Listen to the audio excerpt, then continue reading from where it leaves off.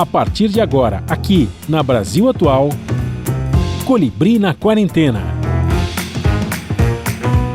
Uma conversa com quem está envolvido em trabalhos de cultura e entretenimento em tempo de pandemia. Colibri na Quarentena, um momento para refletir e se reinventar, na música, no teatro, no cinema e em todas as expressões de arte. Olá pessoal, no programa de hoje nós vamos conversar com a cantora, compositora e instrumentista mineira de Sabará, Natália Cristina Ferreira Rodrigues, a Nath Rodrigues. Ela está lançando seu segundo álbum, Fio, com composições próprias e de Pedro Cambraia, o Cido, que também elaborou os beats. Um papo sobre suas influências musicais, o estudo do violino, o seu som world music, com interpretações em espanhol e francês, e a participação especial de Lued Luna. Tudo online em casa, ainda na quarentena. Começando mais um programa, nós vamos diretamente para Belo Horizonte falar com a Nath Rodrigues, a Natália também, se quiser. Natália Rodrigues ou a Nath Rodrigues, ela está lançando o segundo álbum dela, chama-se Fio, e é muito legal o disco, já ouvi, a gente vai curtir juntos aqui no programa, vamos ouvir o disco todo, e ela vai contar a história dela toda aqui. Bem-vinda, Nath Rodrigues. É um prazer falar com você. Nós estamos aqui na rádio, no YouTube também, né? Para a gente contar a sua história. Discão maravilhoso, sonsaço, muito legal mesmo.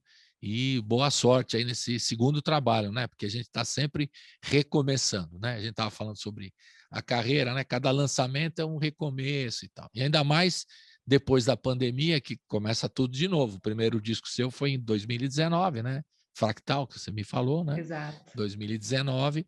E agora, depois da pandemia, que não acabou, vamos dizer, né? Claro, ainda não acabou, você está lançando agora, é o momento de recomeçar as coisas, né? Então, a primeira questão é assim, nesse tempo entre um disco e o outro, teve a pandemia. Que reflexões você fez a respeito? Você pensou em mudar a carreira? Você fala assim, ixi, o negócio aí tá bravo, vou mudar de ramo? Porque muita gente fez isso, né? Estou falando assim, brincando um pouco, mas muitos artistas repensaram a carreira, repensaram a vida, o modo de viver, nós mesmos aqui todos, né? Também jornalistas mais antigos, né? Como fazer e tal. A gente conseguiu segurar uma onda com esse Zoom que a gente está fazendo aqui, né? Encontrando amigos, continuando fazendo e continuar o processo de fazer os programas mesmo à distância, né? E para você como foi? Compor? O que você fez? Passou por maus bocados? Ficou deprimida? Ficou alegre? Como é que foi para você tudo isso? Bom, primeiro, obrigada pelo convite. Sempre muito bom, assim, ter espaços para a gente falar dos nossos trabalhos, né? O Fio, esse nome é autoexplicativo mesmo, principalmente para o público mineiro, é meu fio mesmo. Eu lancei em 2019 o Fractal e eu estava num processo muito produtivo, assim, de começar a circular mais pelo Brasil com esse trabalho, né? Na época, eu estava sendo acompanhada por uma banda, enfim, a gente estava amadurecendo o trabalho para entrar na estrada mesmo. Aí acabou o mundo, né? O mundo que a gente conhecia parou para a gente descer. Enfim, veio a pandemia, que ainda estamos nela, mas vivendo outras fases, já passamos por várias fases, e o Fio nasceu naquela fase mais crítica, eu acho, que era do lockdown, né? Que a gente não podia encontrar com ninguém, tinha que ficar em casa, lavava todas as coisas insanamente quando chegava do supermercado, foi bem nesse momento, assim. E, enfim, nossa, você disse tantas coisas que elas se cruzam todas, né? Eu nunca tive dúvidas da música, mas, ao mesmo tempo, sempre me questionei, assim, porque é um grande desafio ser artista no Brasil, né? A gente vive um processo, assim, de desvalorização mesmo da arte enquanto ofício, assim. Eu acho que por ser algo que está muito conectado com a memória afetiva das pessoas, com a possibilidade de, ainda que você não se dedique àquilo como profissão, você pode fazer, isso se confunde um pouco, assim, o fazer artístico e a expressão natural das pessoas, né, do ser humano, assim. Então, é um questionamento que ele vem com frequência mesmo, e eu acho que a pandemia colocou uma lupa sobre isso, assim como colocou uma lupa sobre todas as coisas, e a gente viveu processos muito difíceis, todas as pessoas, mas pensando no profissional, no músico, quem trabalha com audiovisual, enfim, qualquer pessoa que usa a arte como ferramenta de trabalho, Foi um pesadelo, porque a gente trabalha com as pessoas, com a energia, com o olho no olho, com a troca, com o calor, com a resposta do público. Isso é o que alimenta o nosso fazer, assim. Então, não ter isso e ter que passar por esse filtro do audiovisual que tudo está passando hoje, né? É um desafio muito grande, assim. Eu acho que todos os dias ter que erguer um castelo novo, assim, de se reinventar para entender como você vai ganhar dinheiro, como seu trabalho vai se manter interessante, como seu trabalho vai se manter acessível num mar infinito de coisas que é a rede, né? Então, são várias questões que elas vão se tecendo. E aí, pensando nesse tecido, veio esse nome também do fio, assim. Foi uma coisa que eu fiquei elaborando durante esse tempo aí, confinada em casa, assim. O que conecta as pessoas, né? O que deixa a gente mais próximos, mais distantes? O que conecta a gente com a nossa espiritualidade? O que conecta a gente com as nossas crenças, com as coisas que a gente acredita, assim? Enfim, eu também comecei a exercer outras funções profissionais durante esse período. O meu companheiro, ele é cozinheiro, é o Felipe Ramel, ele é um chefe de cozinha. E aí ele teve uma sagacidade muito interessante na época, que foi transferir o trabalho dele para o mundo digital. Então, a gente fazia algumas lives, né? Como todo mundo provavelmente fez. Claro. Só que a gente fazia ingrediente porcionado, mandava para as pessoas cozinharem em casa. Aí a gente entrava numa live ensinando o preparo de tudo que já tinha ido porcionado. E no final desse cozimento coletivo, eu tocava. Então, foi Olha uma que legal. maneira... Hora foi do uma rango maneira mesmo, de... hora do rango. Você fazia comida, a Hora do comida rango, dele, total. beleza. Legal. Então, Foi eu uma só não maneira de entendi. manter Vocês mandavam o alimento não pronto, mas encaminhado. Como é que é? pré-pronto. Pré-pronto, entendi. Aí o Pré-pronto. alimento chegava lá e depois pela live, sabe? Vocês querem aprender como é que vamos fazer aqui? Aí ele dava o teu marido, o teu companheiro, o Felipe, né? Passava Isso. as dicas e depois você fazia um som. É muito legal, pô. Foi uma experiência Eu ia muito adorar legal. essa live, pena que eu não vi. Foi uma Porque experiência muito todo mundo estava legal. se virando na cozinha, né? Com ideias Sim. de tentar ser uma coisa, passar esse tempo, né? Ter mais tempo para elaborar comida e até para pensar, para ler, para, enfim, para fazer todas as coisas, né?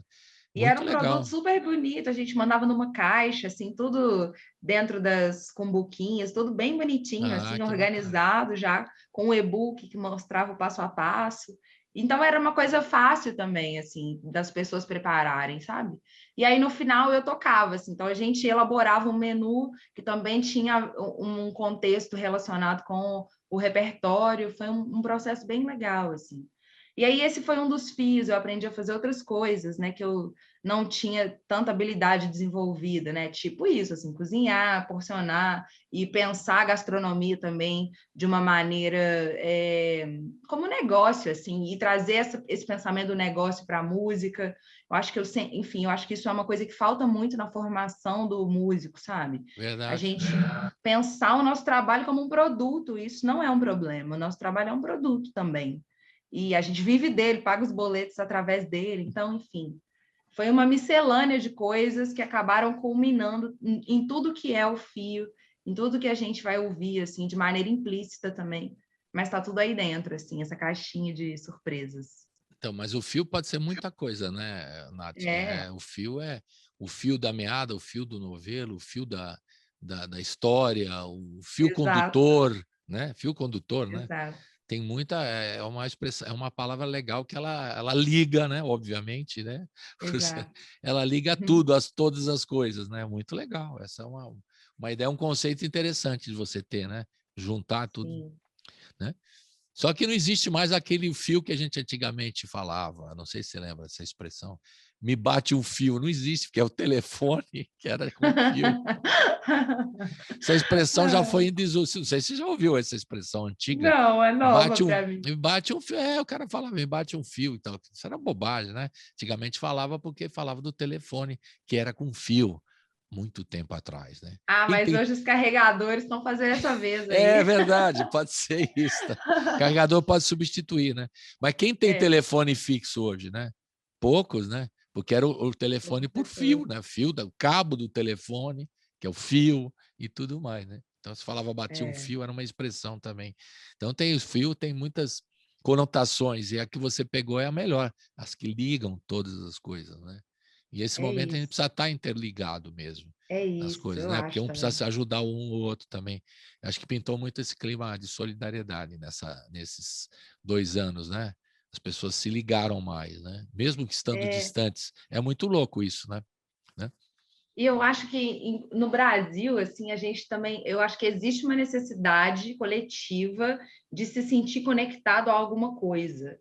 E aí, talvez por isso a gente tenha tantas tretas políticas, assim, porque construir essa coisa que conecta a gente é uma questão, né? Assim, a gente vive num país muito novo, muito diverso, que teve uma história muito duvidosa, assim, do ponto de vista da fundação do Brasil mesmo, né? Assim, todas as tretas que a gente já conhece, né? Genocídio, escravidão, enfim. E ressignificar isso, reconhecendo isso, entendendo quem somos nós a partir dessa história, eu acho que também é um fio importante, assim. Aí, ao mesmo tempo que eu vejo um extremismo de querer se ligar a alguma coisa paternalista, vem desse lugar, e ao mesmo tempo também de negar completamente tudo e viver numa anarquia completa, eu acho que também vem desse lugar, É desse verdade. limbo do fio, né? Então, Tem o telefone sem fio, você lembra dessa brincadeirinha, Nath? lembro, claro.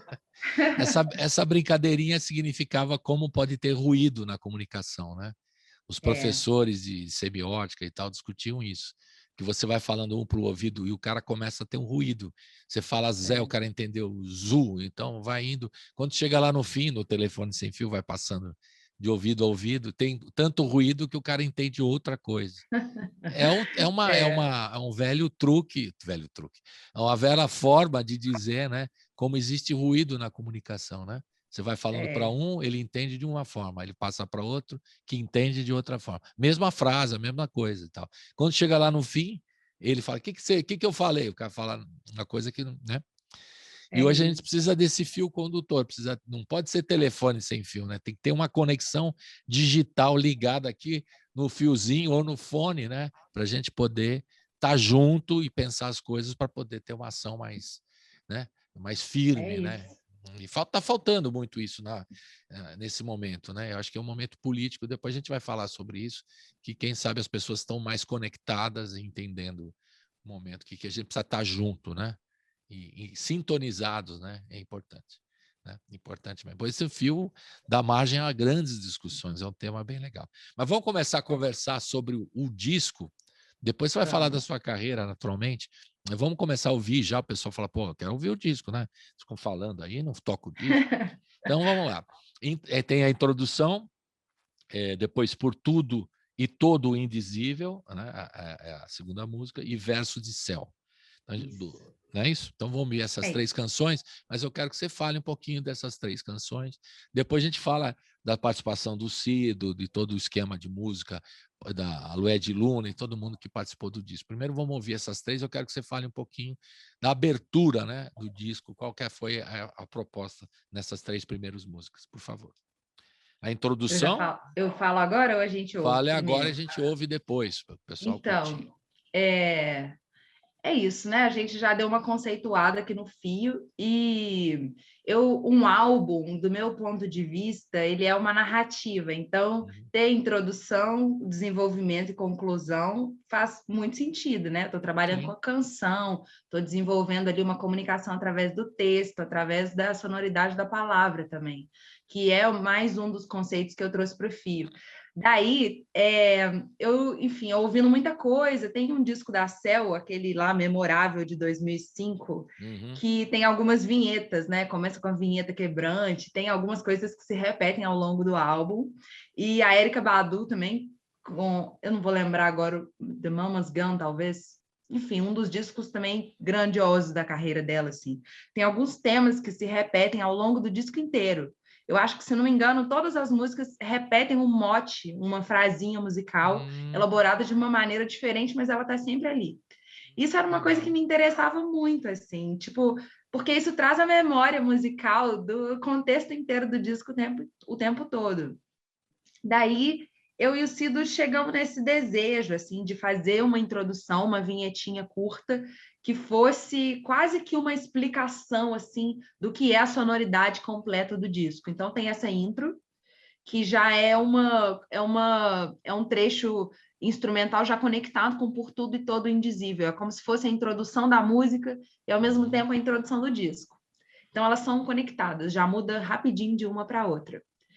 Verso de Céu, que é a segunda canção. E Por Tudo e Todo Indizível é uma parceria minha com Hélder Quiroga, que é um poeta aqui de BH, assim, ele me mandou, nesse mesmo período, assim, tipo, pandêmico, lockdown, ele me mandou no WhatsApp, falando, Nath, tem um poema aqui que eu escrevi que eu achei a sua cara, que tal musicar? Aí eu musiquei, e ficou massa, assim, eu musiquei no violão, e fui trocando também com o Cido, né, tudo pela internet, assim, a gente foi construindo a cara do disco à distância. Depois veio Verso de Céu, que está um pouco conectado com o que era o Fractal, que foi meu disco de 2019, que tem mais essa cara da brasilidade acústica mesmo, né? Com banda, enfim, tem uma formação grande de pessoas mesmo tocando. E já o Fio é um disco de música com uma cara mais eletrônica. Ele tem bases eletrônicas só. E aí, Verso de Céu é um shot que faz um pouco de conexão com Tempo Breve, que foi a minha música de trabalho no Fractal, era um shot também, e foi uma maneira de conectar os dois trabalhos, assim. E isso, eu acho que o shot é uma cara, assim, da música brasileira, que ele também está no imaginário de todo mundo, assim, eu acho que o shot nunca, não erra, sabe? Quem faz um shot sempre vai acessar as pessoas. E é uma foi delícia bem nesse também, lugar viu? mesmo. Enfim, é uma delícia. Então vamos ouvir então a introdução por tudo e todo o indizível e Verso de Céu. Roda! Uau, uau, uau.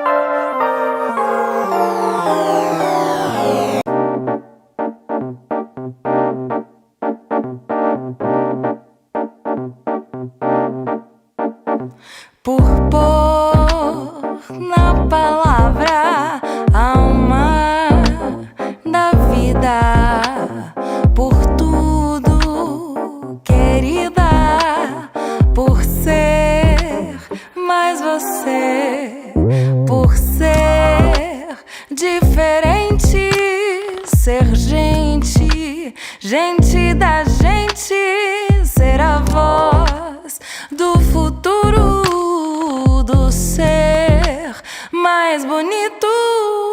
Por tudo que eu digo, por tudo que eu digo, por ser invisível, por ser invisível, por ver o impossível, por ver o impossível e o improvável.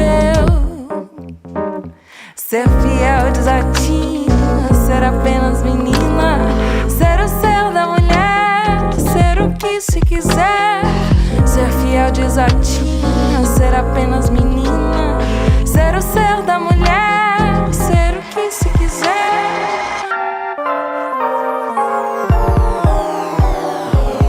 Por ser arte o prazer, por ser parte de tudo, o todo e o meu pouco.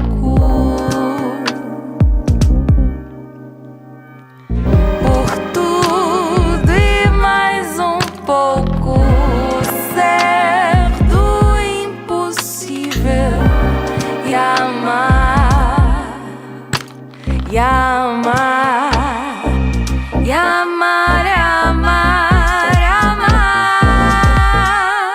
E amar, é amar.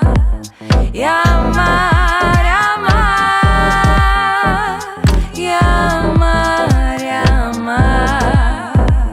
E amar, é amar. E amar, é amar, é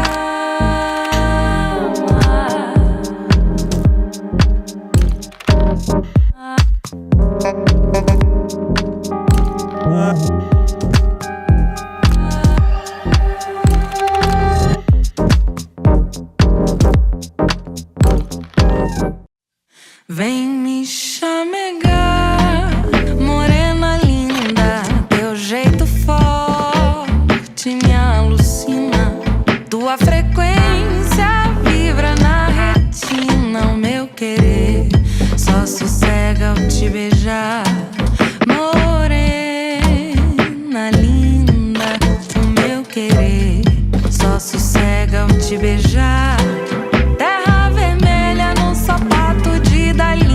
Que se foi bem na surdina ver o seu amor passar.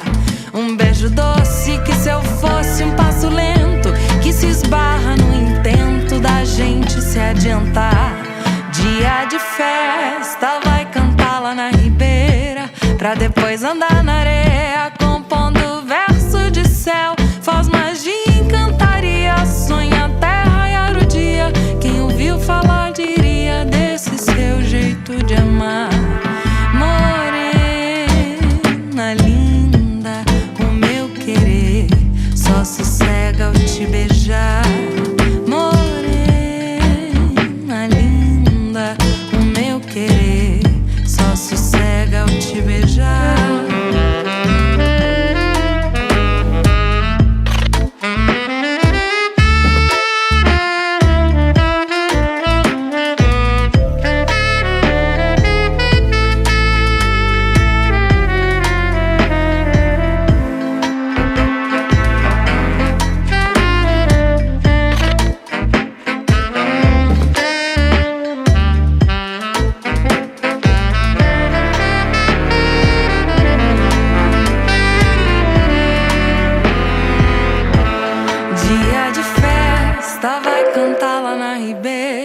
Pra depois andar na areia compondo verso de céu. Faz magia, encantaria, sonha até raiar o dia. Quem ouviu falar diria desse seu jeito de amar.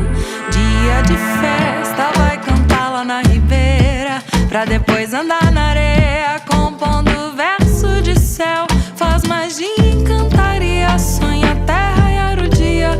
Quem ouviu falar diria desse seu jeito de amar.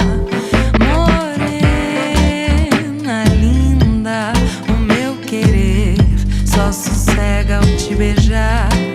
Morena linda, o meu querer só sossega ao te beijar. Estamos de volta com a Nath Rodrigues, diretamente de Belo Horizonte. Como que chama aí o bairro que você está? Sion, é isso? Sion. O bairro? Sion, né? Isso. Pertinho aí da Serra do Curral. Serra do Curral. É, depois a gente vai falar da questão aí da Serra do Curral também, que absurdo que estão propondo, né? Mas voltemos ao disco, mas eu queria saber agora um pouquinho da sua história, né, Nath? Até estava brincando aqui com a Thaís da Trovoa, que eu quero saber a sua história, como é que você começou na música, se é aquele clichê, né? Meu pai tocava, minha mãe tocava, meu tio tocava, ou se é, não, eu estava ouvindo não sei quem, eu ouvi, não sei, um grande músico, aí resolvi, é isso que eu quero, tal. Como é que foi a sua história? Tem várias, né? Tem outras que o cara ouviu uma música, eu falei, eu quero fazer esse negócio aí. Ou viu alguém, né? Tem muito um visual também, né, Nath? Eu não sei como foi para você olhar e ver o cara cantando, compondo, falar, esse negócio aí eu quero fazer e tal. E seguir, né? Profissionalmente, porque às vezes os caminhos da vida são loucos, né? Até você chegar e falar, vou trabalhar nisso profissionalmente, é um caminho. Queria saber a sua história. Eu sou de Sabará, que é uma cidade aqui da região metropolitana de BH. É uma cidade super antiga, tipo da época do ciclo do ouro, né? É uma cidade tão antiga quanto Ouro Preto, Mariana. Enfim, e nessas cidades, ao redor do Brasil inteiro, socialmente, assim, a música sempre foi muito presente, né? Com as bandas de música, galera que sai tocando em procissão, clarineta, banda mesmo, banda civil, né? E aí eu comecei a estudar música quando eu era criança, lá nessa banda, que é a Sociedade Musical Santa Cecília, de Sabará. Eu comecei a estudar lá porque os meus pais trabalhavam o dia inteiro e precisavam botar a gente para ter alguma atividade além da escola, para a gente não ficar na rua. Então, foi bem com esse objetivo prático, assim. Mas os meus pais gostam muito de música, eles não são músicos. A minha mãe é educadora e meu pai trabalhou na indústria há muitos anos. Hoje, os dois são aposentados, mas a minha mãe continua trabalhando, né? Ela é diretora de uma escola hoje. Mas, enfim, naquela época, eles queriam preencher o nosso tempo.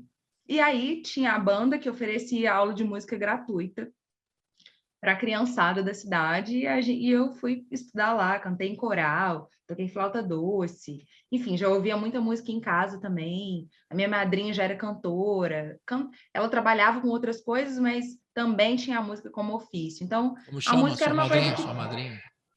Minha madrinha é Alcione. Alcione. É. Então, a música estava já no meu convívio, assim, na minha formação. Daí eu comecei a estudar lá na banda e tinham várias crianças da minha idade. E a gente ficava lá o dia inteiro, assim, então começou a existir uma comunidadezinha ali se formando. E aí, criança e adolescente, quando encontra seu lugar, não sai dele mais, né? Fica ali, tipo assim, você encontrou a sua turma, você quer fazer aquela coisa que é interessante e segue fazendo ela. Quando eu vi, eu já estava tocando nos lugares, eu já me apresentava, já ganhava os meus cachês, assim, tipo, comecei a tocar numa orquestra aqui em BH, que era a Orquestra Jovem lá do Palácio das Artes, com 15 anos, assim, e aí eu já ganhava um salário. Então, quando Mas eu que vi a instrumento você música, estava tocando, só para entender? eu comecei na banda tocando clarineta, e aí depois eu comecei a tocar violino. Depois teve um projeto de resgatar a orquestra de câmara que já tinha tido em Sabará, enfim. Aí eles pegaram as crianças que já estudavam música para aprender instrumentos novos. E aí eu escolhi o violino, porque já estava ali no meu imaginário também. Não conhecia os outros, né? Eu sou de um bairro lá, a minha família cresceu, eu cresci num bairro lá em Sabará, que era a periferia da cidade, assim. Então, não tinha um acesso variado a muitas coisas que não alguns programas culturais oferecidos já na cidade mesmo, né? Aí depois, adolescente, já tocando violino, fui tocar na orquestra. Quando eu vi, eu já estava ganhando dinheiro com isso, já tinha assim um contexto profissional favorável. E aí depois a música começou a abrir outros caminhos para mim. Eu fui trabalhar com teatro musical, fiz algumas trilhas também. Aí dei aula de música. E aí depois, por dar aula de música, eu fui fazer um intercâmbio, fui para a Índia dar aula de música para criança. Legal. Sempre tive vontade de ir para a Índia, você já foi para a Índia, que legal. Foi muito legal, assim, foi minha primeira viagem internacional e eu já fui parar direto lá, que foi um choque cultural completo, assim, foi a coisa mais louca que eu já vivi na minha vida, né? Porque ir para a Ásia, e não só ir para a Ásia, mas ir para a Índia, que é um lugar muito peculiar. E aí eu dava aula de música para criança num centro pediátrico, lá no norte da Índia, já quase divisa com o Rajastão, assim. E eu morava numa casa com outros intercambistas. Fiquei lá 2 meses. Não foi tanto tempo, mas foi e aí suficiente. Você falava inglês. Você falava inglês, me comunicava por sinais e todas as possibilidades de comunicação, porque o inglês é o idioma oficial do país, mas eles têm centenas de dialetos e línguas próprias que se confundem com o inglês também. Então, não é uma coisa tão simples se comunicar lá, né? Mas, enfim, eu tinha essa linguagem da música também, que é universal, né? E aí, foi um período muito mágico, assim. Aí eu voltei Quanto tempo você ficou? Estou curioso. Essa história da Índia achei massa. Quanto tempo você ficou lá? Eu fiquei lá 2 meses, numa cidade que chama Chandigarh, que é uma cidade grande e ela é uma das poucas cidades planejadas na Índia, assim. Ela é tipo Brasília. Inclusive, teve um processo similar, assim, da criação do projeto arquitetônico de Chandigarh com o projeto arquitetônico de Brasília, assim, teve um intercâmbio, sabe? Entre o Niemeyer e o arquiteto que construiu a cidade lá. Então, ela também é setorizada em asas, é bem parecida, assim. Mas, enfim, é uma cidade que tem maioria muçulmana, tem alguns sikhs. Então, foi um grande choque cultural para mim. E aí eu voltei com essa chave virada, assim, queria fazer outras coisas também, comecei a escrever, e aí depois fui para Colômbia, comecei a me abrir, me senti uma cidadã do mundo mesmo, por causa dessa viagem. Fiquei com vontade de conhecer outras culturas e tudo pela música, né? Isso com quantos anos, tudo que você está falando, toda essa história? Para a Índia eu fui quando eu tinha 19 anos. E depois para a Colômbia, 24, 25.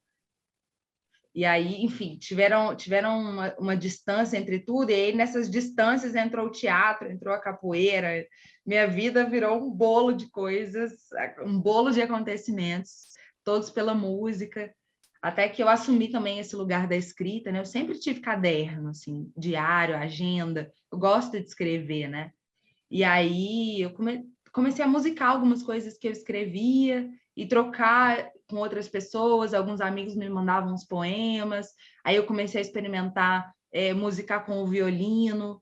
E aí depois veio o violão também. Assim, eu não sou violonista de formação, mas por ter um conhecimento técnico musical, é mais fácil para mim assim me apropriar dos instrumentos. Então, tipo, eu também, sei lá, tenho uma linguagem pessoal assim no violão. Você E aí sabe onde trouxe está o também... Fá, o Ré, você sabe tranquilamente. Isso, assim.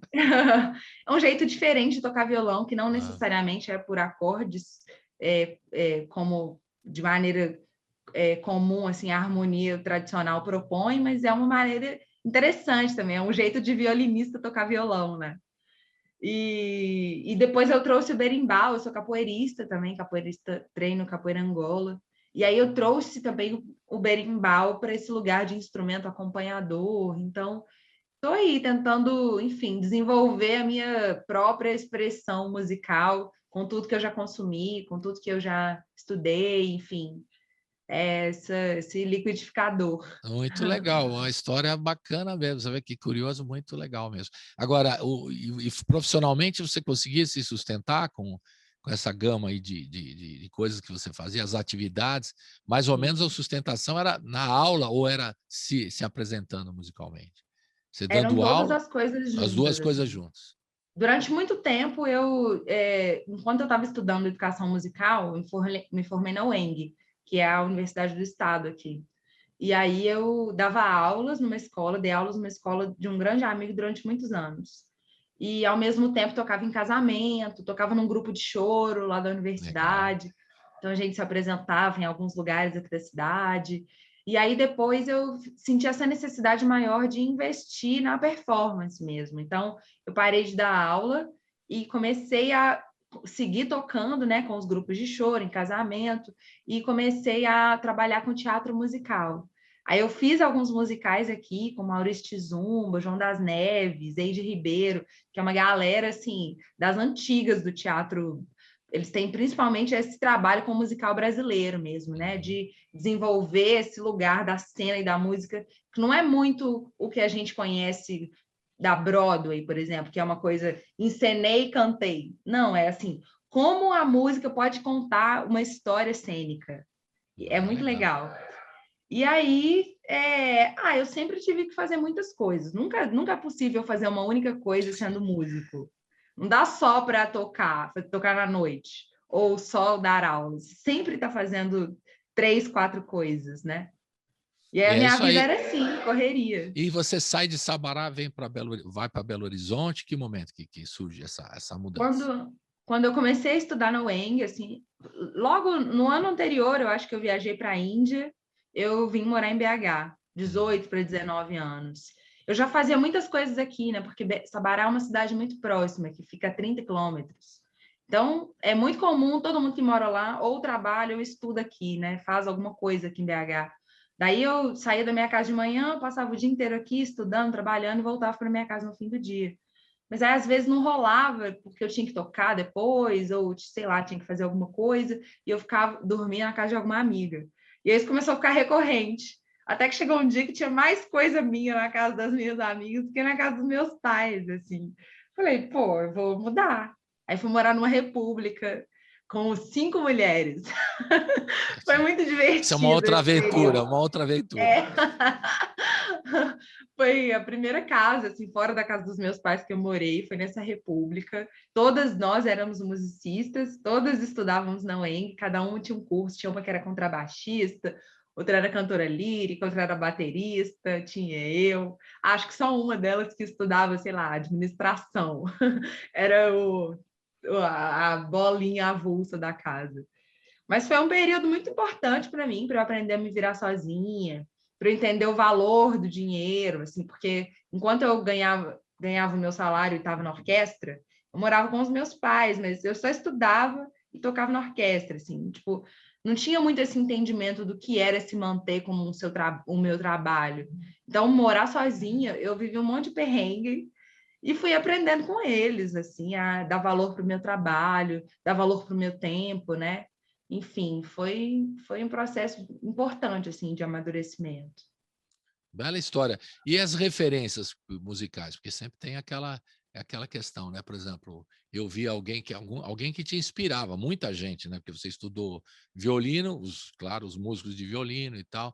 E mais na música pop, assim, você já tinha uma referência, falar, é um negócio que eu queria seguir. Não que fosse o plano ideal ou fosse a referência definitiva. Quais foram as referências musicais que te inspiraram a seguir a carreira? Isso é curioso, porque eu acho que eu vivi num limbo social, assim, que talvez eu viva hoje ainda, né? Eu sou uma mulher preta da periferia de uma cidade do interior de Minas Gerais que toca violino. Então, o que eu consumia na minha região era rádio, assim, eu escutava pagode, escutava axé, funk, sertanejo, as coisas que tocavam nas rádios, que ainda seguem tocando hoje nas rádios comuns brasileiras. E aí, ao mesmo tempo, a minha mãe e o meu pai, eles gostavam de ouvir umas coisas diferentes. Aí eles já ouviam Milton, ouviam Djavan, ouviam sambas, assim, tipo Luiz Melodia, Emílio Santiago, Elza Soares, enfim, era um caldeirão de coisas. E aí eu ia para a banda, ia para Santa Cecília e estudava Mozart, Bach. Aí depois eu fui para uma orquestra maior e comecei a estudar escritores maiores, tipo Guerra Peixe. Então, era um não lugar, sabe? Eram várias coisas que estavam ali girando no meu entorno, que nenhuma delas pertencia a uma outra, mas que todas serviam de um leque assim de possibilidades para eu expandir a minha escuta mesmo, e talvez esse desejo assim de me, sei lá, de viajar o mundo também tem a ver com isso, assim, de perceber as tantas possibilidades que estão disponíveis para a gente, né? Então, tudo isso fez parte da minha formação, assim, tanto bar quanto o belo. De bar a belo é muito bom. É engraçado. Mas é porque a sua história é essa mesmo, né? Formação erudita na escola, tocando violino, mas tem fora da escola, né? As influências, o rádio, os pais, os amigos, as festas, né? Você tocou em casamento, você sempre é uma música encomendada em geral, né? Tem que tocar aquelas tradicionais, as Ave Maria, sei lá o que vocês devem ter tocado lá, um montão de Ave Maria, né? Tinha uma época que eu tocava numa boate aqui em BH. Eu era menor de idade, e aí o meu pai tinha que ir comigo. Era uma boate que tinha aqui no Zona Sul, assim, na Savassi. E aí eu tocava lá todo sábado. Eu acompanhava um DJ, a gente fazia um duelo.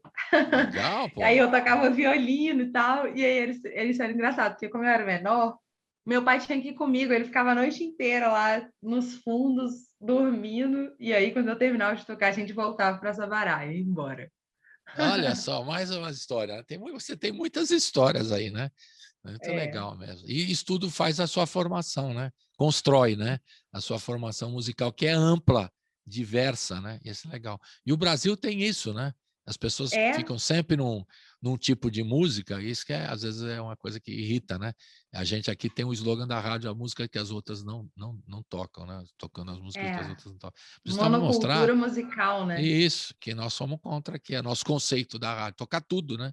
Tocar todos os tipos de música, a variedade e a diversidade musical brasileira, né?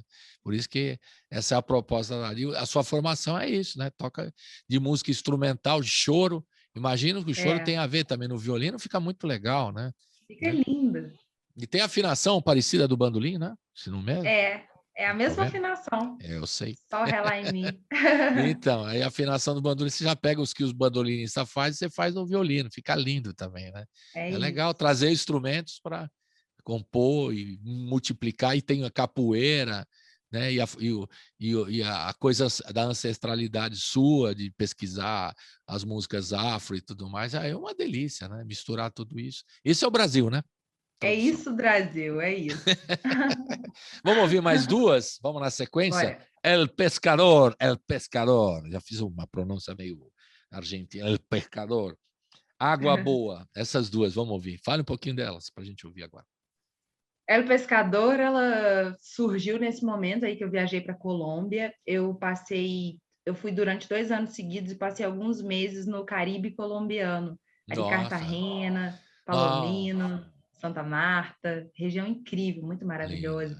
E muito parecida com o Brasil, assim, tipo, sei lá, me lembrava muito a Bahia, o norte de Minas, né? Porque não só pela paisagem, que é realmente, assim, floresta tropical, mar, clima quente, assim, mas as pessoas são muito parecidas com a gente, né? Tem essa mistura preta, branca, indígena também. Então, o povo é um povo que lembra muito o nosso povo. E, além disso, eles têm um amor pelo Brasil, nossa, assim, invejável.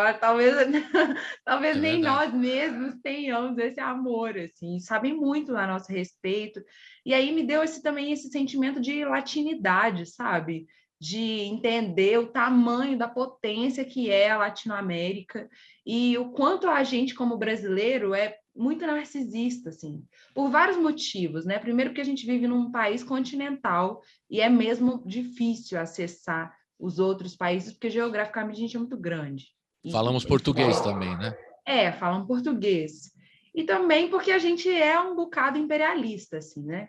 Perfeito. Eu acho que tem essa relação hierárquica também que afasta. Eu acho que por vários motivos políticos, a gente ainda, como nação, não se aproximou dos nossos países irmãos, porque se a gente tivesse uma união assim política e de pensamento e de ideologia, a gente seria um grande ser, assim. Então, talvez também isso, enfim, tenha uma história muito mais antiga do que eu consigo narrar, né? Mas eu fiquei conhecendo alguns cantores da música tradicional colombiana, e um deles era Totó La Momposina, que é a cantora que originalmente se consagrou assim com essa música, El Pescador. Todo mundo lá nessa região, todo mundo na Colômbia conhece a Totó e já ouviu essa música. Ela é tipo, sei lá, a Dona Ivone Lara ou a Dona Onete, assim, da Colômbia. E eu tive a oportunidade de conhecer a filha do José Barrios Palomino, que é quem compôs essa canção. A gente esteve juntos numa noite que eu toquei lá também, com outras parceiras, a Aurito cantora. Enfim, uma galera que sustenta essa narrativa da tradição mesmo, da música tradicional, né, do buierengue. E voltei com essa energia, assim, e ouvindo muita coisa. E aí gravei essa música, que diz um pouco também desse período, assim, que eu bebi um pouco dessa fonte. Tem até um áudio da Totó La Momposina contando por que chamam ela de Totó. A gente fez um recorte de uma entrevista que ela deu no YouTube e sampleamos lá na música. Tá bem legal, assim, é uma música bem histórica mesmo. E você toca violino nela, né? Não, né? Eu toco sim. Acabei de lembrar. Eu sei. Toco. Não vale, eu tô com a ficha técnica aqui, ó. Nossa, eu acompanhei tanta coisa desse disco que às vezes eu me confundo. Claro, mas eu tô com a ficha aqui, E Água Boa? Fala da Água Boa. Água Boa, ela foi também uma canção que eu comecei escrevendo, assim, e aí depois a sonoridade do texto me lembrou umas coisas que o Djavan faz. Enfim, eu nem sei se existe essa referência para as outras pessoas, mas para mim, eu tô super djavaniana nessa música. Ela tem uma quebra de compasso e tem um texto assim que também narra como o ritmo e a harmonia vão se colocar. Era um desejo de fazer alguma coisa próxima do repertório dele, que é um dos artistas que é dono do meu coração, assim. Djavan, te amo. Então vamos ouvir na sequência El Pescador, do José Barrios Palomino, com trechos, né, da Totó falando também, né, com um áudio dela, né, e você no violino cantando, e os beats do Pedro Cambraia, também conhecido como Cido, certo? E Água Boa na sequência, a canção sua, com o Pedro também. O Pedro está em todas, né? Fazendo todos os beats. O Sidoca foi quem produziu o disco comigo, né? É o Cido. E a gente chama ele de Pedro ou chama de Cido? Como que é? Mais conhecido como Cido. O Cido. O nome de batismo é Pedro, mas todo mundo conhece ele como Cido. Então, o Cido está em todas aí nos beats e fazendo o disco inteiro com você. Vamos ouvir então? Roda!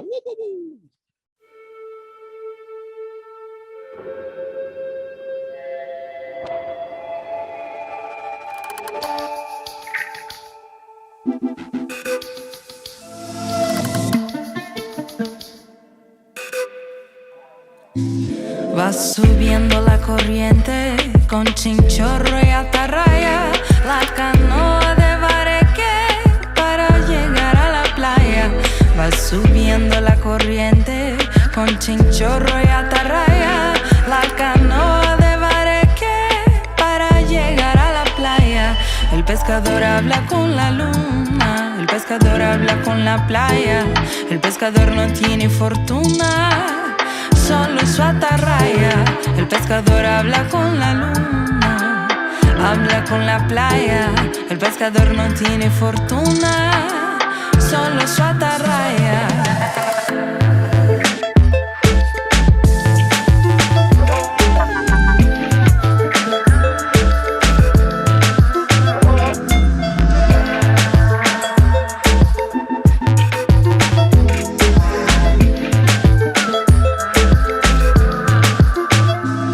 Regresan los pescadores con su carga para vender al puerto de sus amores, donde tienen su querer. Regresan los pescadores con su carga para vender al puerto de sus amores, donde tienen su querer. Desde pequeña a todo le decía Totó. Con el tiempo supe qué significaba la palabra Totó, porque me encontré con una cantante, una cantadora tradicional haitiana que se llama Totó Bizanti. Y ella me preguntó: Totó, ¿tú sabes qué significa tu nombre y qué significa mi nombre? Yo no sé. Me dice: bueno, yo estuve en el África y en una región del África. Totó quiere decir una mujer pequeña, pequeña pero grande de corazón.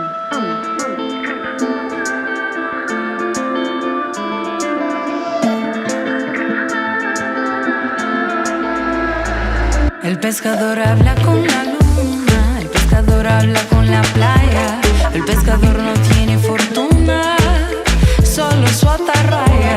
El pescador habla con la luna, habla con la playa, no tiene fortuna, solo su atarraya.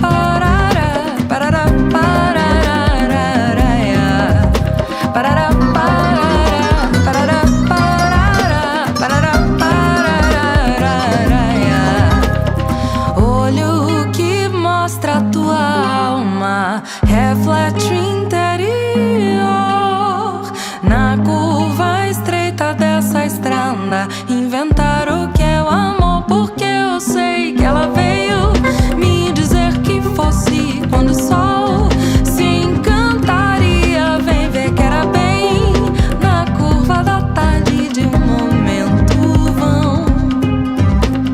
Quando quer, lança seu perfume, quando não, julga que era ilusão. Quem beber dessa água boa sabe que é paixão. Parará, parará, parará, parará, parará, parará, parará, parará, parará, parará, parará. Olho que mostra tua alma, reflete o interior. Na curva estreita dessa estrada, inventar o que é o amor, porque eu sei.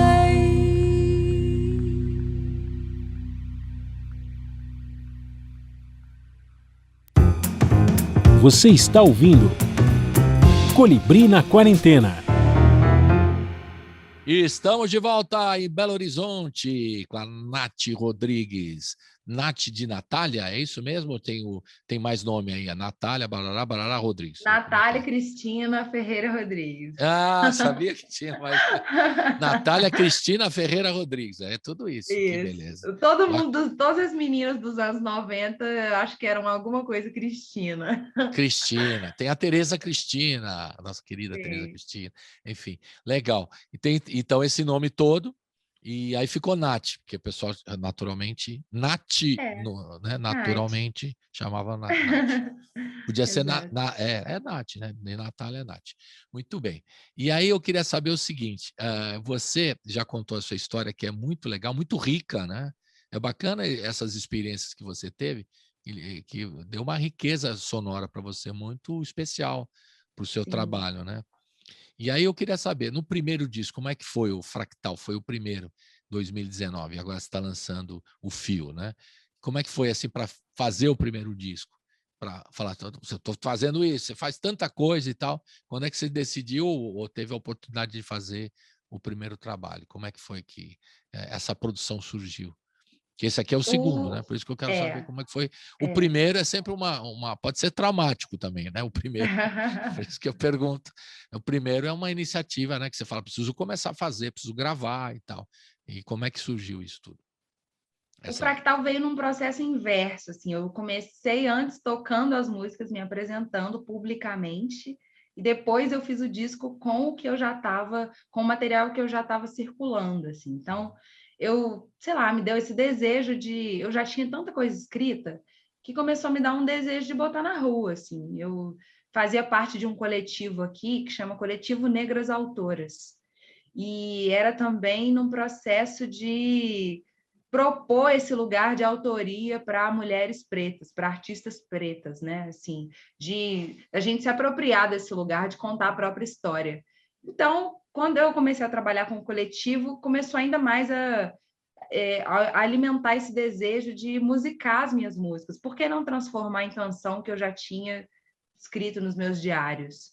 Daí eu convidei algumas amigas, instrumentistas aqui, enfim, hoje a gente tem muitas instrumentistas, musicistas na cidade, mas nessa época, acho que foi há uns 6, 7 anos atrás, começou esse boom mesmo, né, de vários coletivos femininos e essa primavera feminista mesmo, né, em várias expressões culturais, em vários setores da sociedade, a música não ficou de fora. E aí começou São Paulo também, viu, Nath? Aqui em São Paulo. Exato, foi tudo no mesmo momento mesmo. Tanto que surgiu o Sonora, que era um festival de compositores que começou a ganhar assim uma projeção mundial, e aí ele surgiu aqui desses encontros, né, de fazer uma hashtag, colocar hashtag Mulheres Criando, aí um monte de mulher começou a publicar, postar na rede seus trabalhos cantando, tocando, veio meio desse lugar, assim. Aí eu comecei a convidar algumas amigas para tocarem comigo, para musicarem essas músicas comigo. E a gente começou a se apresentar na cidade, em alguns pequenos festivais. E aí o show começou a ganhar um corpo interessante e eu fui unindo essas forças e levei para o estúdio e gravei o disco com elas, que são mulheres também que estão aí, cada uma construindo sua trajetória, estão gravando suas coisas, né? E, enfim, veio bem desse lugar mesmo, dessa necessidade de, beleza, vou me assumir aqui como autora, como cantora, como instrumentista, tem uma potência nisso, então vou dar o meu nome para isso mesmo, bem desse Legal. E lugar. era só. Por que não foi assim, Nath Rodrigues, o primeiro disco? Porque sempre a gente põe o nome do primeiro disco. Curioso. Eu acho que ele veio tanto de um processo coletivo, assim, eu acho que eu estava amadurecendo ainda esse lugar de, tipo, beleza, eu vou cantar, mas eu ainda não sou cantora.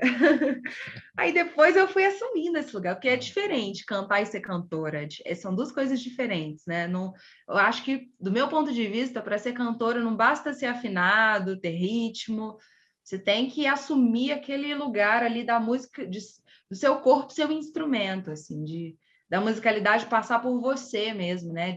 São coisas muito íntimas que você canta, principalmente se você mesmo escreve, assim, é tipo contar seus segredos, né? Então, ser cantora, me aprofundar nesse processo de me entender como cantora, mexeu em muitas coisas muito, muito íntimas, assim. E eu acho que vai seguir mexendo, né? Então, talvez o Fractal tenha sido esse primeiro embrião mesmo. E era tudo música sua?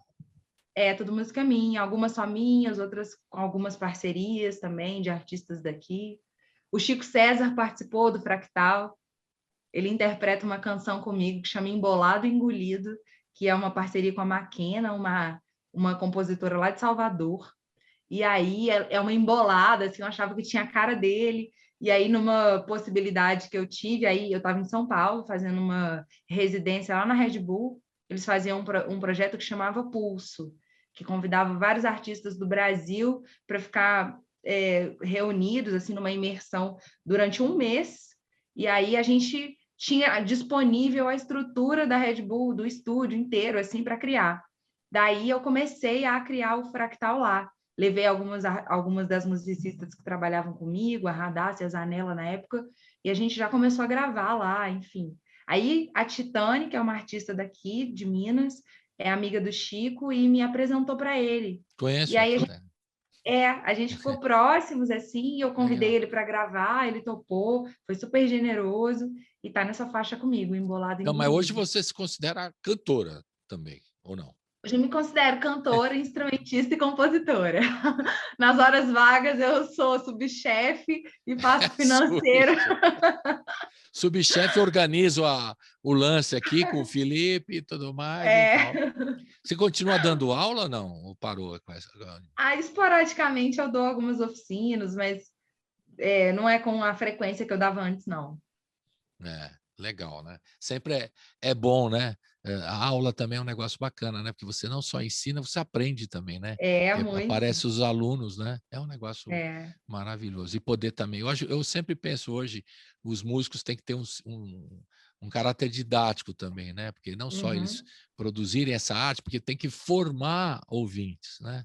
Isso é uma questão antiga também, né, Nath? Formar ouvintes, porque você era um cara entender o que é a música, a história da música. Quando você fala de Djavan, né, que você fala que é louca pelo Djavan, importância do Djavan, né, para as pessoas entenderem, né? Chegar numa escola lá para criançada, vocês conhecem Djavan? Não, tem que conhecer, né? Pixinguinha também, vou mais para trás, né? É isso. Então é importante, né, o músico também ter esse interesse em poder passar essa informação e ser didático, e poder dar aula, workshops, né? Que puder fazer não só do seu instrumento, mas também contando a história da música brasileira. Porque é um buraco que tem na formação da educação brasileira a música, né? O Brasil tem uma riqueza tão... É outra discussão aqui longa, né? O Brasil tem uma música tão rica e as pessoas não conhecem a história da música brasileira. Você vai para fora do país, os caras babam pela música brasileira, né? Agora aqui não, né? Que a gente precisa mostrar e tal. E só toca um tipo, a monocultura, como a gente comentou aqui, né? Vamos falar de músicas internacionais, você vai cantar uma em francês agora. Uhul! Vamos falar dessas duas aqui, né? E o conto também, com a Lued Luna, que é maravilhoso. A gente vai ouvir duas canções. Então fala dessa sequência que a gente vai ouvir agora. Jean qui rit, Jean qui pleure. É uma canção da Riv Cohen, que ela é uma artista que nasceu em Tel Aviv, ela é de Israel, e morou muito tempo em Paris. Então, ela tem também essa mescla assim, de uma sonoridade oriental da região ali do Oriente Médio, né, com essa coisa também experimental, assim, de viver numa cidade cosmopolita, e ela tem muito no discurso dela esse lugar do imigrante, né, da imigração, assim, principalmente dessa região de onde ela nasceu, assim, como essas pessoas se organizam e se comportam na Europa, né, ela tem isso muito forte, assim, no discurso.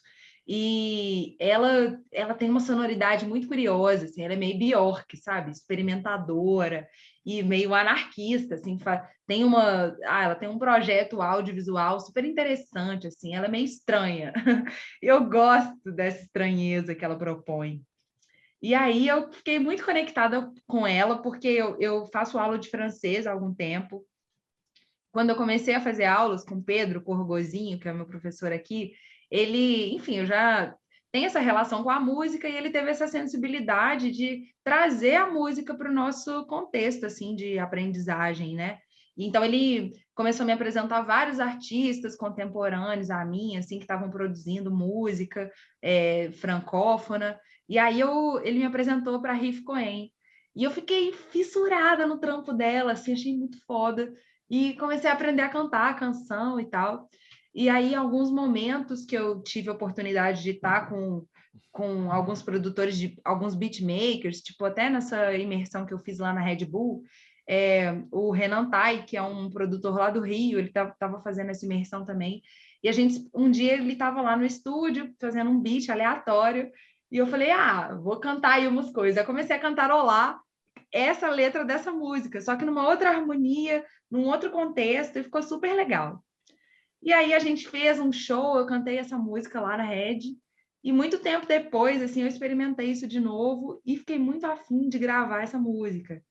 E me inscrevi aqui num festival da canção da Aliança Francesa com essa música e venci o festival, etapa regional, nacional, e agora em outubro eu vou para a França através desse festival. Foi tipo assim, foi o fio. O fio que liga tudo, que bacana. E você conheceu a Riff, no final das contas? Pessoalmente não, mas a gente troca umas mensagens pelo Instagram, ela é super gentil. Ela mora na França, mora em Paris, mora na França? Hoje ela voltou a morar em Tel Aviv. Eu acho que desde o início da pandemia ela está morando lá. Mas ela até pouquíssimo tempo estava na França, ainda faz essa ponte, né? E, enfim, ela ficou super feliz de ter uma regravação brasileira dessa música, que ficou completamente diferente da gravação dela. E a gente conversa aí em francês, inglês e emojis. Emojis é mais fácil, né? Mas legal que você tá, já a sua conexão internacional, aí já é uma ponta para começar uma carreira internacional, já que você tem experiência desde de lá para trás, de Índia, de Colômbia, agora você vai para a Europa, beleza, hein? Vai estourar na Europa, já pensou? Que bacana. Show de bola, né? Bacana a história e essas conexões que surgem, né? E eu acho que existe acaso, não. Acho que o acaso não existe. Tem aquela eu também coisa, acho que não. existe uma conspiração, alguma coisa que te leva, né, a se ligar a pessoas, a coisas, fios que nos conduzem a vários lugares, né? É o algoritmo raiz, né? Eu não sei, eu não acredito. Quando eu vejo alguma coisa que eu estou fazendo, o outro está fazendo, e na mesma sintonia, eu falei, aí é a sintonia que existe, né? Sei lá, sincronicidade, cada um diz, né, uma coisa, né? Quântica, qualquer coisa. Você vai pensando em coisas assim, né, que possam conectar as pessoas. Eu acho que é legal. E você fazer, de repente, você começa a se lançar fora na França, né, que é bem legal também. Eles adoram a música brasileira lá também, né? Vai ser uma bela apresentação. E é tudo patrocinado pela Aliança Francesa aqui do Brasil e lá essa conexão. Sim. Um festival de Aliança Francesa e consulado. Legal. Bacana. Boa sorte lá. Vai ser bem legal. E o conto? E esse encontro com a Lued Luna também, essa música sua aí, fala um pouquinho. Que a gente vai, além de ouvir, né? Nós vamos ver o clipe aqui no YouTube, que tá bem legal também. Fala do conto também.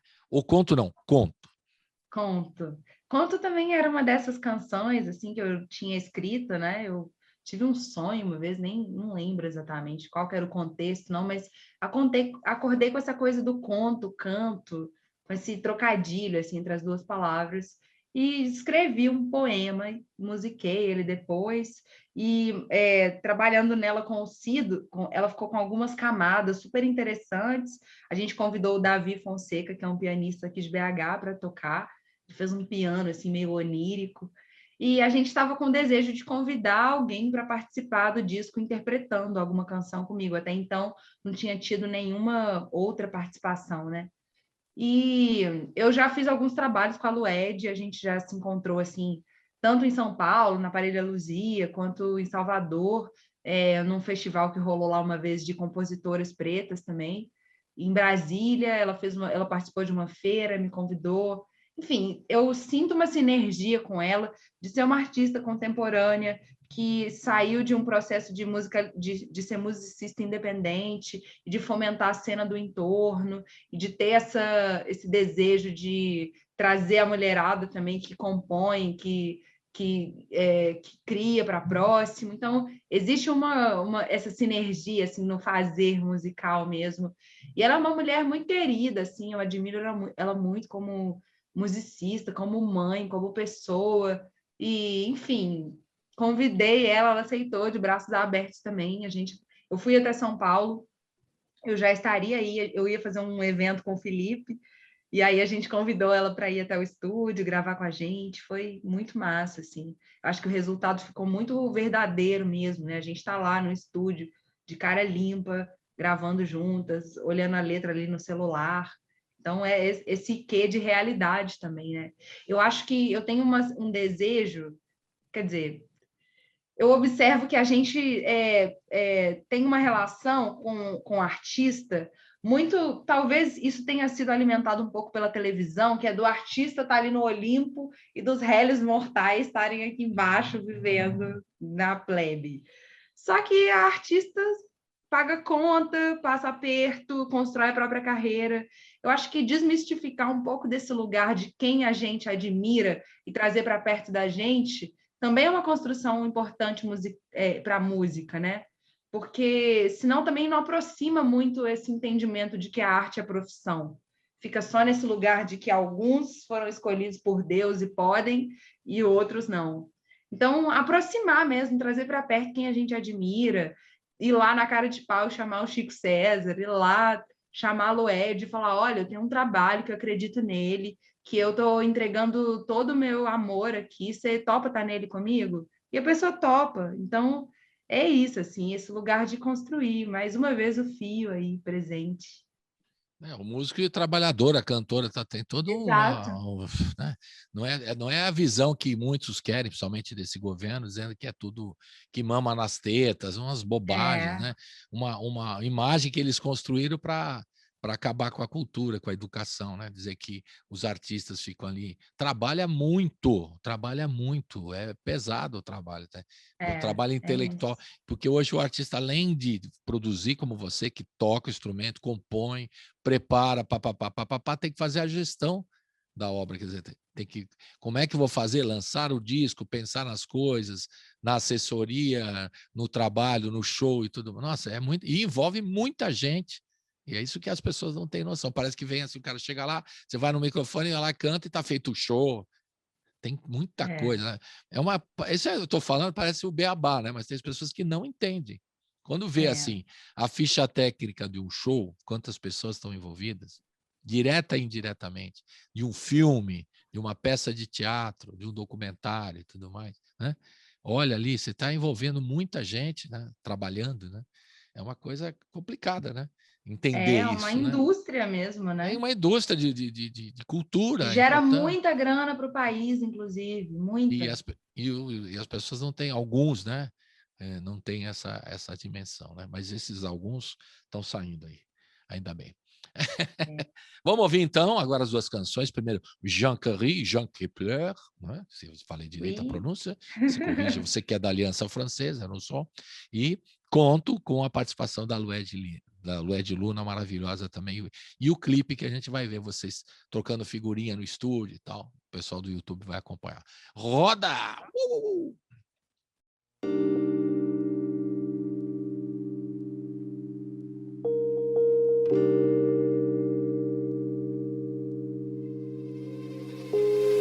J'ai qui rit, j'ai un qui pleure. C'est et moi qui siffle avec deux doigts. Assis sur les toits, certains dans la nuit pour appeler la lune. J'ai un qui rit, j'ai un qui pleure. C'est et moi qui siffle avec deux doigts. Assis sur les toits, certains dans la nuit pour appeler la lune. Je jure et je détresse un gyrophare au bout de mes tresses. Je jure et je détresse. Seul dans la rue, je mange dans le temps de la rue.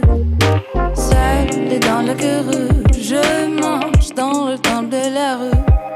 Je ramasse les fleurs des trottoirs, des pensées roses et des pensées noires. Je ramasse les fleurs des trottoirs, des pensées roses et des pensées noires. Et le soleil qui mange un petit pas à côté de moi. Et le soleil qui mange un petit pas à côté de moi.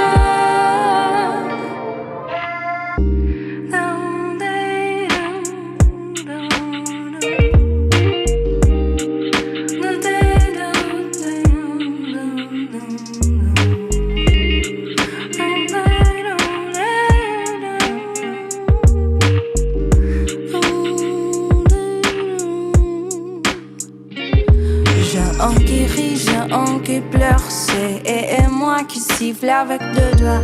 Assis sur les toits, certains dans la nuit pour appeler la lune. J'ai un qui rit, j'ai un qui pleure. C'est et moi qui siffle avec deux doigts. Assis sur les toits, certains dans la nuit pour appeler la lune. Je jure et je détresse un gyrophare au bout de mes tresses. Je jure et je détresse. Seul dans la rue, je marche dans le temps de la rue.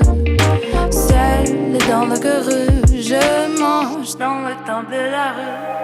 Je ramasse les fleurs des trottoirs, des pensées roses et des pensées noires. Je ramasse les fleurs des trottoirs, des pensées roses et des pensées noires. Et le soleil qui marche un petit pas à côté de moi. Et le soleil qui marche un petit pas à côté de moi. Et le soleil qui marche un petit pas à côté de moi.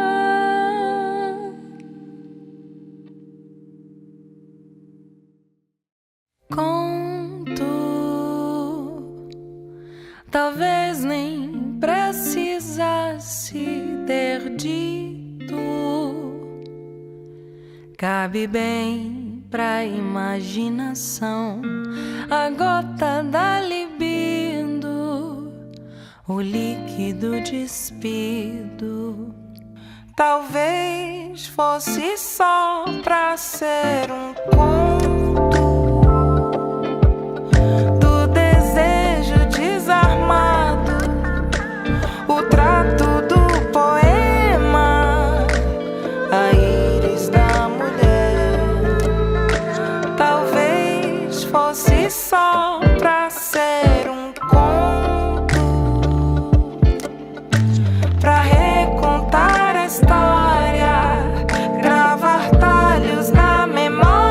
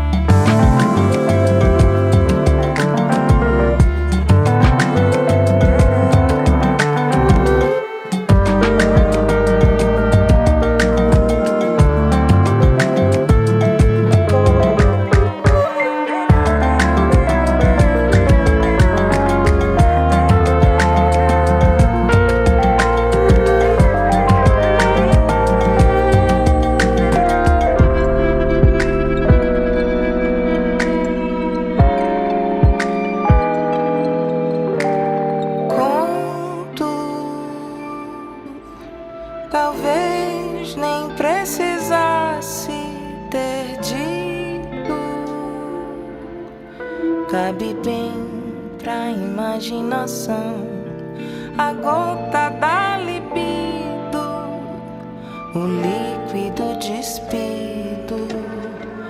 Talvez fosse só pra ser um conto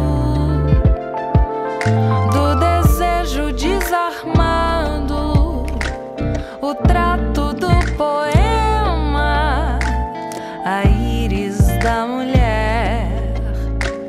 Talvez fosse só pra ser um conto, pra recontar a história, gravar talhos na memória, criar versos de canção. Talvez fosse só pra ser um canto.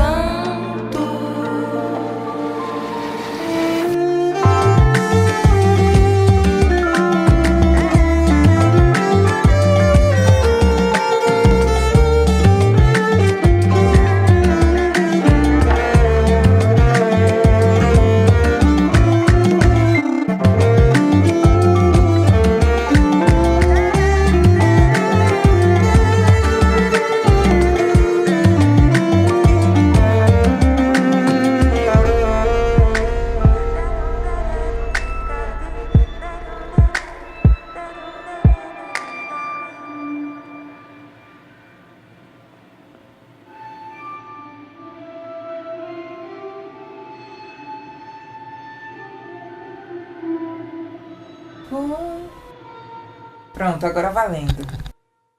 Estamos de volta com a Nath Rodrigues. Como é que é? Natália, o nome inteiro? Cristina Ferreira Rodrigues. Cristina Ferreira Rodrigues. Né? O nominho da Nath Rodrigues aí.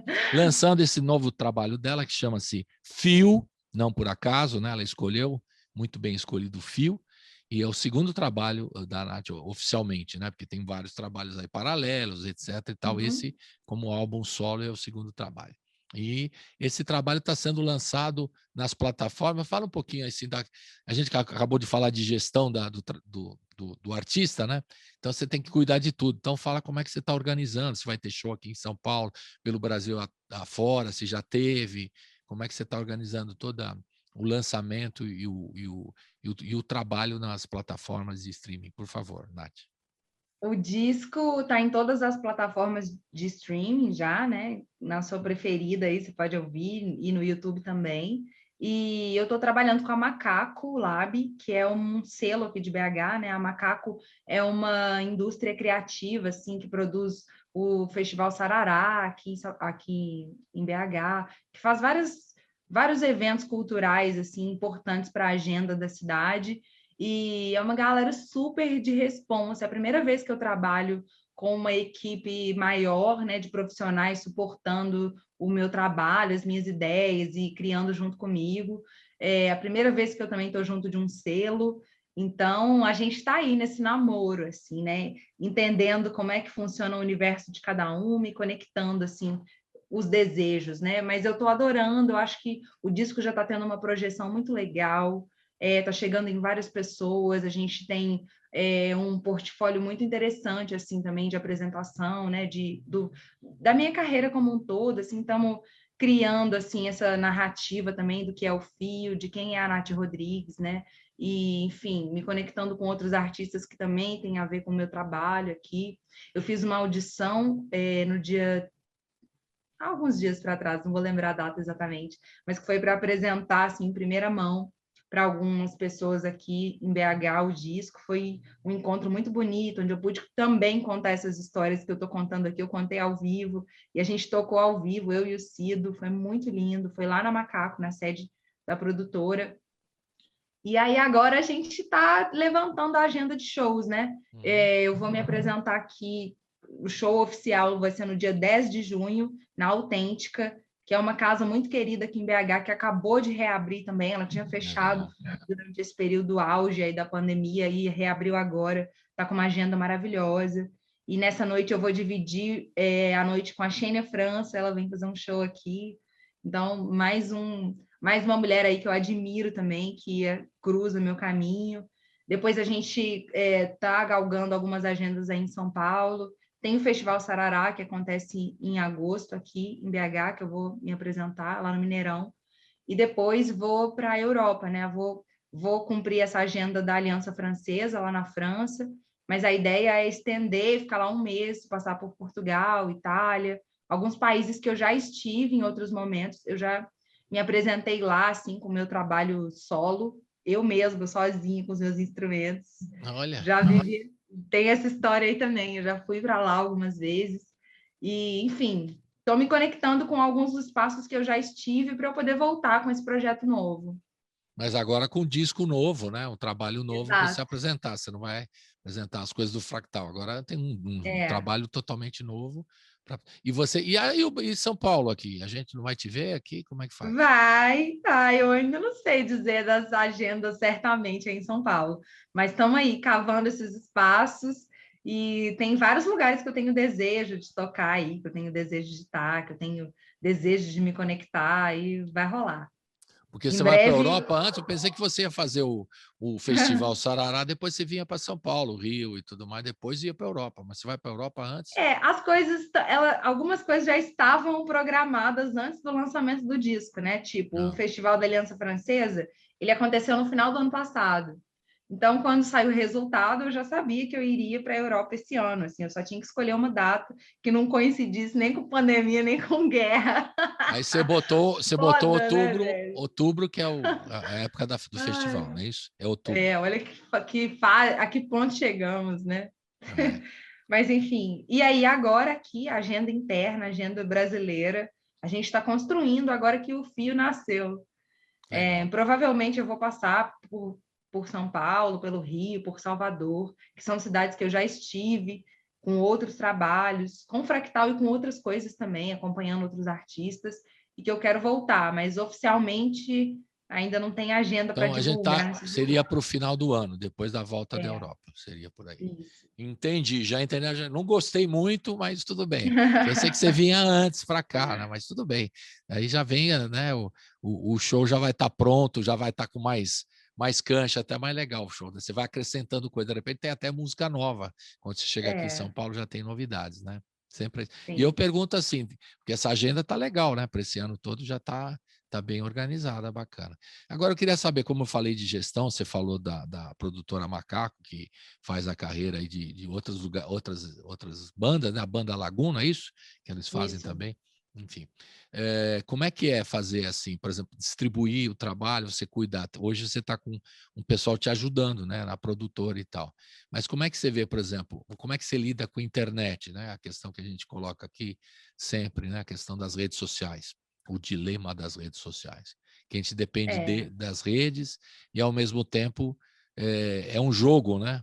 Por exemplo, se fosse, não sei se você lançou singles antes, nem te perguntei isso, dos discos, né? Mas hoje o mercado impõe, lance singles e depois lance o álbum. Você já está lançando o álbum inteiro, não sei se você chegou a lançar singles, se você seguiu essa regra do mercado, por exemplo, né?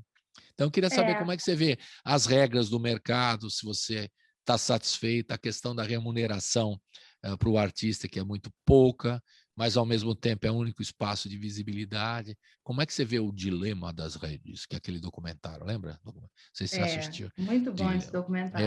Que mostra a manipulação das redes também, né? Quem paga acaba tendo mais visibilidade, né? Eu acho importante. Antes eu era bem anarquista, assim, não, sei lá, eu me interesso pelas redes, eu gosto de estar lá dentro, tem coisas interessantes, tem coisas divertidas, e também é um lugar onde é minha fonte de informação, mas eu não gostava muito de me sentir dependente dela. Tipo, não queria muito ter que postar com uma regularidade, ter que engajar as pessoas no que eu estou dizendo. Achava meio chato isso. Mas eu comecei a entender, muito por causa desse trabalho com o Felipe, que tem uma atuação super concisa na rede, assim, entende isso como uma ferramenta do trabalho dele, eu vi o tamanho da importância, sabe? De manter aquilo como uma empresa mesmo. Tipo, de transferir a imagem do meu produto para o digital e vender isso também. Então, para eu não fritar e sumir das redes, como eu já fiz várias vezes, tipo, sei lá, eu ficava um mês ali super assídua, me comunicando com as pessoas, produzindo conteúdo, depois eu fritava e sumia. Não dava nem notícia, nem entrava no Instagram, não fazia nada durante mais um mês também. E aí isso deixava a minha rede, a minha comunicação muito instável. E ter essa regularidade para uma coisa completamente matemática, que é o algoritmo, é muito importante.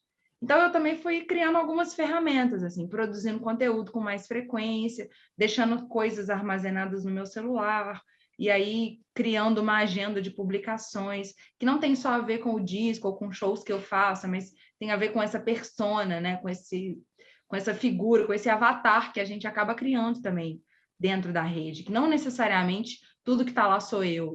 Isso é muito importante, eu acho, foi para mim entender, né? Que eu não vou dar conta e não preciso mostrar tudo da minha vida, não preciso expor a minha intimidade, porque isso também me deixava muito fragilizada, assim. Comecei a encontrar uma galera aleatória na rua que, assim, se sentia muito à vontade em relação a mim, e aquilo era estranho, porque eu nunca tinha visto aquela pessoa e ela estava ali E aí, Nath, tudo bem? Já vem aqui abraçando, já vai querendo... E aí, ao mesmo tempo que é legal isso, porque isso aproxima o público, é importante também você ter a sua vida privada reservada. Então, é isso, assim, hoje eu sigo um cronograma, falo sobre coisas que eu acho interessante, falo sobre coisas que me alimentam, mostro coisas que eu estou consumindo, mostro outras pessoas, e eu acho que isso tem aumentado o meu engajamento, assim, e tem me deixado mais leve também, principalmente com o Instagram, que é a rede que eu mais uso, assim. Hoje eu também estou no TikTok, estou começando a achar legal, o TikTok é legal, assim, é uma maneira diferente de se comportar e de consumir conteúdo, mas também é massa. E esse lugar que você até falou, de ser um jogo, quando a gente passa a ver as coisas como um joguinho, é muito mais legal, é mais divertido e mais te leve, consome né? menos, Pensar assim, né? Mais leve. Consome menos energia, né? E aí, enfim, o disco, eu só lancei um disco digital. Então, eu tenho que estar lá dentro, eu tenho que estar dentro das plataformas, e elas remuneram pouco. Então, o que eu posso criar de estratégia para ter uma remuneração melhor, já que eu não estou vendendo disco? Porque antes isso bancava também a minha vida. Tipo, eu já, sei lá, viajei, estava conversando sobre isso com o Pererê outro dia, Sérgio Pererê. Ele estava dizendo que várias vezes ele já viajou para a Europa, e o que aumentava proporcionalmente na metade a renda que ele fazia lá era a venda de disco. Mas hoje, tipo assim, nem produz mais drive para tocar um CD, sabe? Então eu estou, a partir do Fio, criando outros produtos que possam servir para as pessoas comprarem também. E que não seja só uma coisa descartável, que seja algo que elas possam ter em casa, que seja um objeto decorativo, que seja uma lembrança interessante, que seja algo que realmente vai fazer sentido ser um produto para botar à venda, né? E aí é isso, assim, eu acho que essa é sempre ficar pensando em possibilidades novas. Aí tem o NFT agora, né? Enfim, eu também acho legal esse universo da criptomoeda, de entender como o dinheiro ele está operando de uma maneira diferente, né? Saindo dessa veia tradicional do dinheiro impresso ou do real ou do dólar, dessas moedas tradicionais, né? Assim, é uma maneira também de subverter o sistema dentro do próprio sistema, né? É complicado mesmo, mas como você falou, tem que saber usar isso de maneira leve e não se ficar na dependência, né? Porque tem artistas que ficam preparando todo dia numa ansiedade, né? A palavra é essa mesmo, ansiedade, né? De botar todo dia uma coisa na internet para gerar cliques, para que esses cliques são importantes para poder vender o trabalho, o show e tal. Então fica uma coisa assim meio alucinante, né? Das pessoas querer fazer isso aí de repente não está compondo mais, não está pensando na parte artística, só fica pensando nisso, né? Então, número, né? é em E eu número, acho aí que a fica uma gente loucura, também... mas enfim. Acho que a gente também está numa fase muito nova de que a probabilidade de um artista ter uma relevância nacional, sei lá, igual tinha a Ivete ou outros artistas que viveram tipo assim, que viveram esse boom de serem adorados e queridos e ovacionados pelo país inteiro, isso está cada vez mais acabando, porque a gente está na era dos nichos. A era da bolha, a era de que a sua plataforma ela vai limitar a sua projeção. Sim. E que mas ainda que a sua projeção seja limitada, tem ali 10 pessoas que te acompanham, que te respondem. É importante, assim, dar valor para aquelas pessoas que são que seguem público você. fiel mesmo, né? Que seguem, que estão interessadas. Elas existem, né? Ao mesmo tempo tem o fenômeno Anitta, que é uma coisa maluca, né? Que ela faz clique toda hora, clique o dia inteiro, toda hora. Não sei como consegue inventar tanta história. Mas a Anitta, eu acho que ela é um caso à parte, ela é empreendedora, sabe? É verdade. Ela é mais do que uma artista, né? Que eventualmente canta, né? E faz shows. Exato. Fenômeno... Eu tenho cada vez mais ficado muito admirado pela Anitta. Eu tenho achado ela uma mulher muito sagaz, assim. Ela inventa coisas que dão certo. Ela é empresária de si mesma, sabe? Assim, uma mulher que construiu a carreira e que agora está representando o Brasil. Ela também representa o Brasil. Isso é uma parcela do que eu consumi quando eu era jovem. Isso também é uma parcela do que, enfim, de alguma maneira, ainda que de algumas maneiras um pouco caricatas, tem algumas coisas que ela representa que não dizem a meu respeito. Assim, eu não quero ser uma mulher vista somente pela minha projeção física, assim, ou sei lá, não quero. Esse é um lugar que eu quero desconstruir enquanto mulher brasileira fora do Brasil, porque isso é muito forte. Assim, você chega no Brasil, você chega fora do país e fala que é brasileira, tem um peso muito negativo também, acompanhado de toda a admiração, de todo o desejo de conhecer o Brasil, tem um peso negativo, porque durante muitos anos o Brasil vendeu a mulher brasileira como produto. Então, você chega em vários lugares e os caras, principalmente, acham que a gente é prostituta, acham que a gente está disponível, acham que eles podem se aproximar da gente à revelia. E eu acho que algumas coisas da imagem do que a Anitta leva adiante reverbera um pouco ainda nesse lugar. Então, nesse sentido, não me representa muito. Mas em outros, vários, eu acho ela uma mulher incrível, assim, inteligentíssima. Falar nisso, ela tá se colocando politicamente também, né? Exato, e que ela entende que falar outras línguas, entende que a linguagem é uma coisa emancipadora, entende que ela chegar lá fora e falar do lugar de onde ela veio é muito importante, é muito rico, e que vai fazer com que o lugar dela seja só dela, assim. Eu acho que é isso, né? As pessoas não vão ser amadas por tudo e, enfim. Isso aí. Agora, antes da gente ouvir o Da Ajuda e outro, que são as duas últimas canções do disco, você já falou que o Instagram é onde você se comunica mais com o público, né? Então dá aí os canais, como as pessoas podem entrar em contato com você, Nath, e acompanhar a tua agenda, que está repleta esse ano aqui, que é muito bom, né? Depois de passar esses 2 anos aí na loucura, só na comida com o Felipe, aí no trabalho do live, agora poder fazer o show, ir para fora do Brasil, trabalhar, né? E apresentar o seu trabalho é um caminho legal, um recomeço, né? Como eu falei lá, sempre a gente está se recomeçando e agora é um momento bem legal para você, para sua carreira, né? Então, como é que é você? Instagram, como é que a gente entra em contato? O Instagram é Nath Rodrigues, _ Nath Rodrigues. Nath com TH, né? Só por favor. Nath com TH. E tá da mesma maneira no TikTok também. E, enfim, estou em todas as outras plataformas de comunicação, Facebook, YouTube,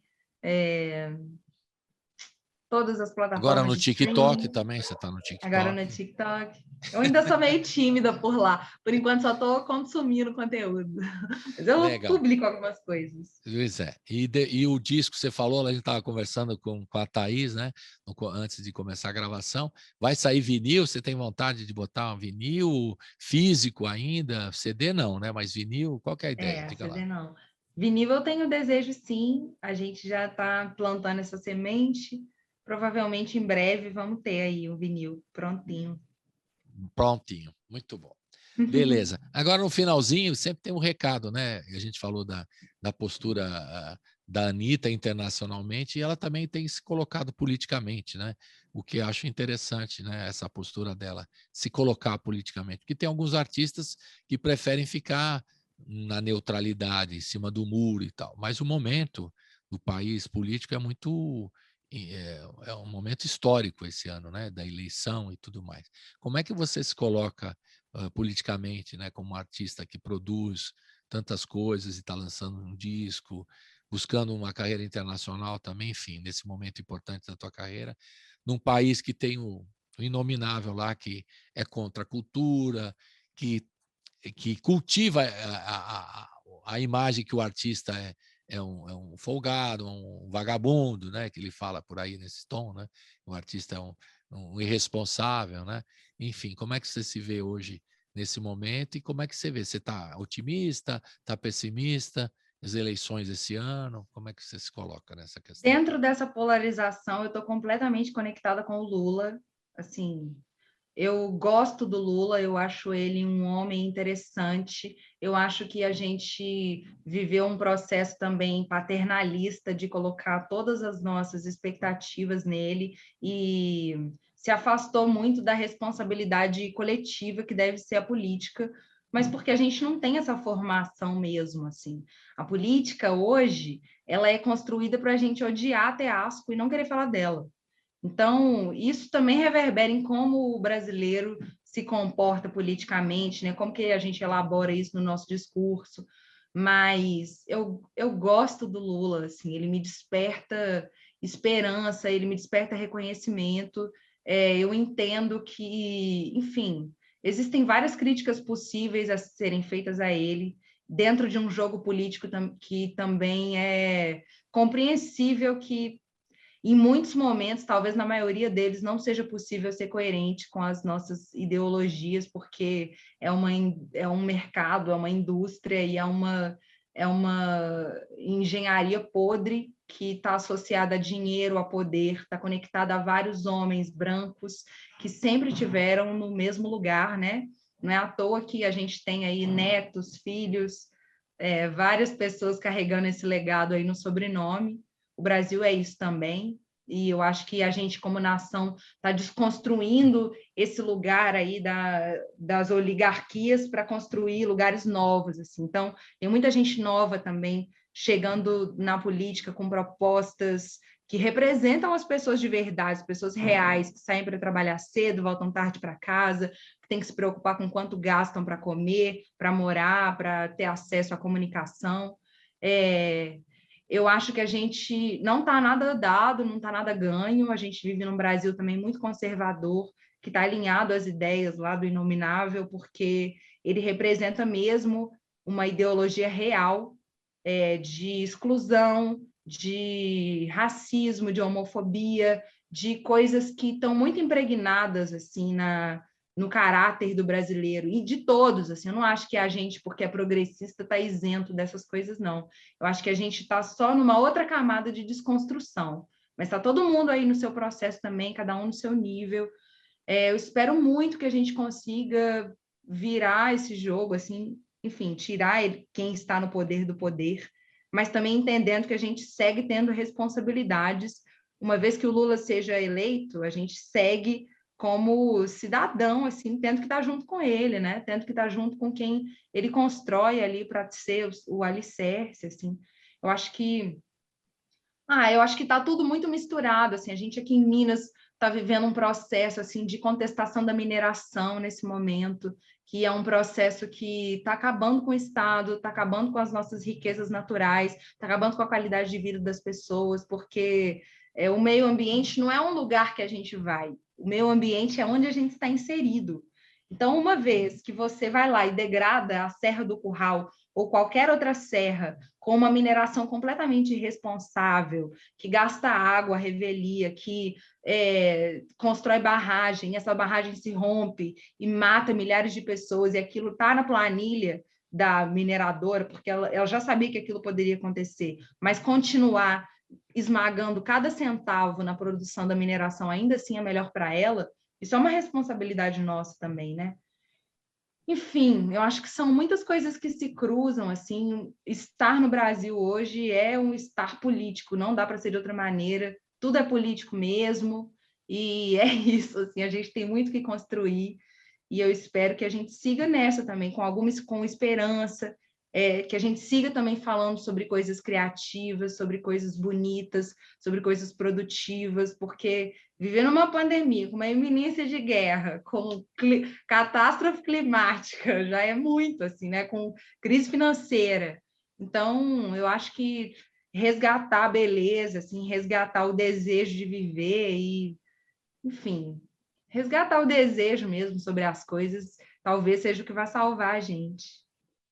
Perfeitamente. E a gente vai ouvir agora Da Ajuda e Outro. Eu queria que você falasse essas duas músicas para a gente encerrar. Diga. Da Ajuda é uma canção que tem um sample da Alice Coltrane, que é uma música que eu gosto muito dela. Enfim, é também uma forma de agradecer, já é uma música que está aí se despedindo do disco, né? Que está se despedindo das canções.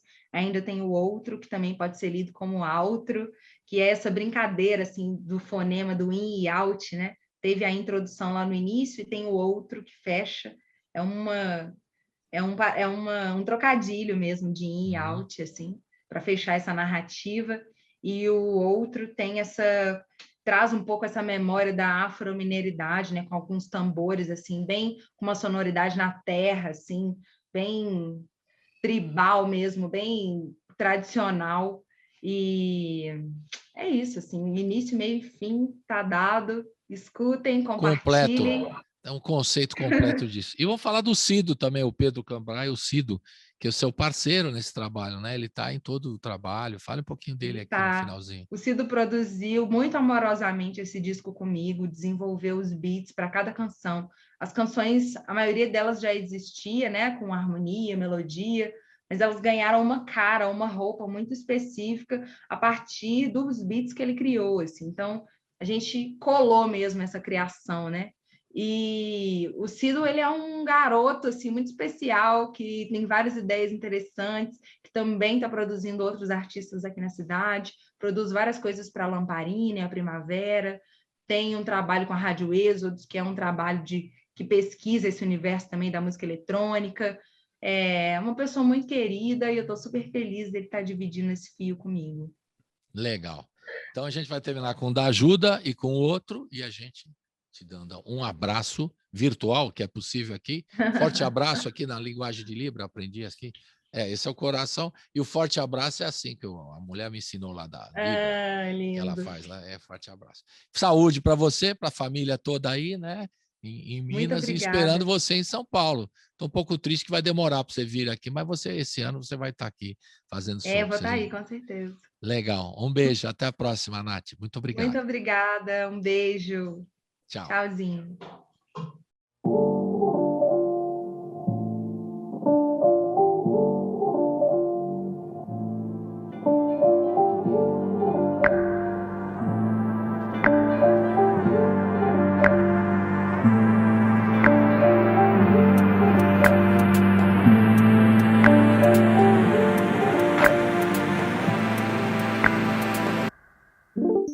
De sentido inventado, o lado oposto foi mirado, nada foi poupado, um encontro foi remoído, revirado, nada foi poupado, um encontro foi quebrado.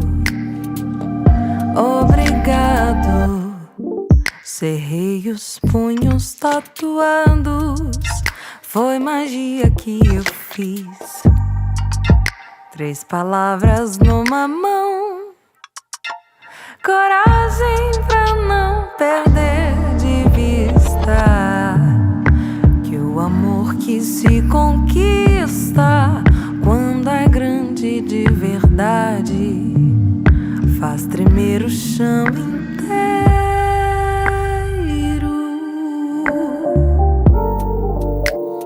Eu sonhei que era valente, pegava esse medo que a gente sente e jogava num poço sem fundo. Tirava a roupa no meio da praça e corria livremente, com o sol dourando o seio e o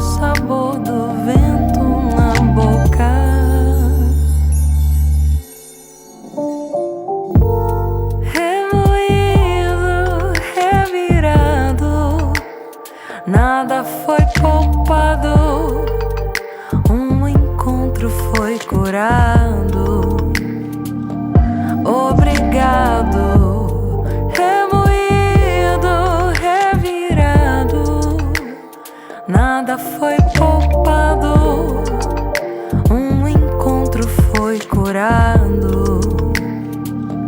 Obrigado, remoído, revirado, nada foi poupado, um encontro foi curado. Obrigado.